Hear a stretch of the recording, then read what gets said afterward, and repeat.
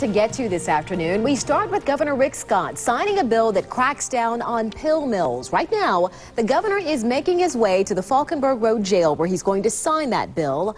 Our Ellen McNamara is live outside the jail with more on what this legislation means for our state and also Hillsborough County. Ellen? Hi, Dia. Well, actually, we are waiting on the governor to make his way to the podium that is set up behind me here in the assembly room at the Falkenberg Road Jail. When he gets to the podium, he will address the crowd for about 10 to 15 minutes, and then he will sit down in that chair and sign House Bill 7095. Right now, our state, of course, is known as the Oxy Express, and local law enforcement tell me something has to be done. This legislation, which targets the physicians, is an important step.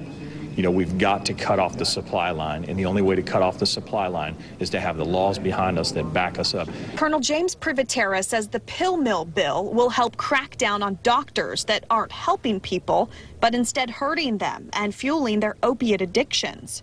Privatera says the majority of inmates at the county jail go through withdrawal, and it's usually violent. We had a sergeant yesterday that was injured in trying to control a female inmate who was going through some crisis. The governor believes House Bill 7095 will decrease the number of pill mills that operate across the state. Pill mills like the one in this video that Tampa police raided last year. The bill will have tougher penalties for doctors that over-prescribe drugs, and prescriptions will have to be written on a counterfeit-resistant pad. Law enforcement says more oxycodone is distributed illegally in our state than all other states combined, and this legislation is desperately needed.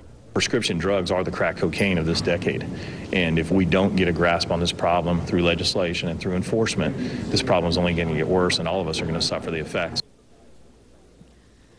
And back out here live, Governor Scott is just about to come into the room here at the Falkenberg Road Jail. Again, when he does enter, he will first start at the podium and then sit down in the chair and sign the bill. Once the bill, though, does go into effect, it will become law, I should say. It will go into effect in July of this year. Reporting live from the Falkenberg Road Jail, Ellen McNamara, ABC Action News.